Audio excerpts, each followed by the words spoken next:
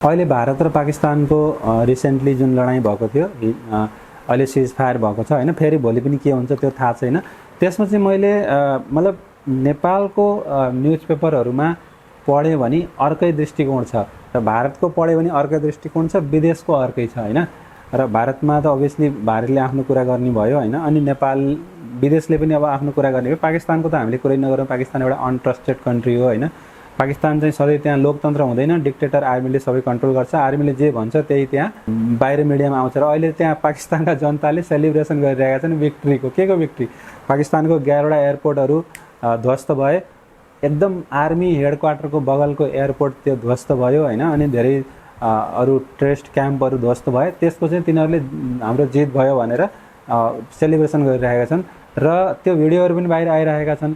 र तर नेपालमा चाहिँ, नेपालमा जुन अहिले अनलाइन खबरमा मैले एउटा न्युज पढिरहेको थिएँ, त्यसमा डिफ्रेन्ट स्टोरी भनेको छ। त्यसमा चाहिँ पाकिस्तानले जित्यो, भारतले हार्यो भनेर चाहिँ त्यसमा भनेको छ। जबकि भारत एउटा लोकतान्त्रिक कन्ट्री हो, भारतमा कुनै पनि चिज लुकाउन मिल्दैन, भारतले लुकाउनै सक्दैन। लोकतन्त्रमा लुकाउन मुस्किलै हुन्छ, नेपालमा पनि झट्ट केही चिज लुक्दैन हैन, कहीँ न कहीँबाट बाहिर आउँछ। ठुल्ठुला त्यो नेताहरूले सिधै पत्रकारलाई नै बताइदिन्छन्, अथवा तिनीहरू पत्रकारको सिधै नेताहरूसँग फोन जान्छ।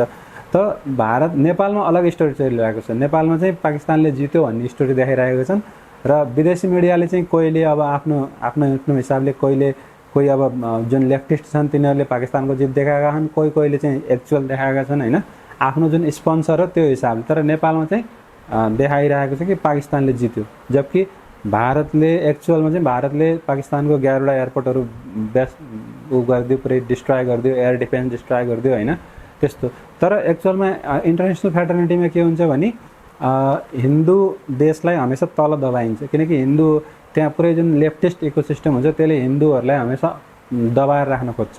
त नेपाल त्यसैको विक्टिम भएको हुनाले नेपालमा जति पनि सूचकाङ्कहरू हुन्छन् नेपाल सधैँ पछि पर्छ। किनकि नेपाल एउटा हिन्दू राष्ट्र भएको हुनाले नेपाल एकदम राम्रो, धेरै चिजहरूमा राम्रो गरिरहेको छ नेपालले हैन। नेपालमा गरिबीहरू पनि धेरै कम भइसकेको छ हैन, नेपालका युवाहरूले मेहनत गरेर। तर त्यसलाई त्यो जुन इन्टरनेसनल र्याङ्किङ हुन्छ त्यसले कहिले पनि त्यसलाई दिँदैन, त्यसलाई श्रेय दिँदैन, किनकि त्यो हिन्दू कन्ट्री भएको हुनाले।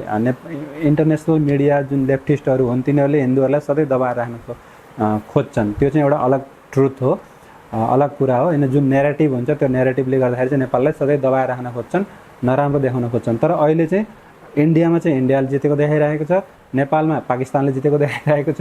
पाकिस्तानले चाहिँ भिक्ट्री मनाइरहेको छ कि हामी जित्यौँ भनेर, 11वटा एयरपोर्ट उडे, कति नोक्सान भयो।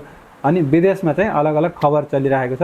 तपाईहरु यसमा के सोच्नु, तपाईहरुलाई के लाग्छ कमेन्टमा अवश्य भन्नु होला।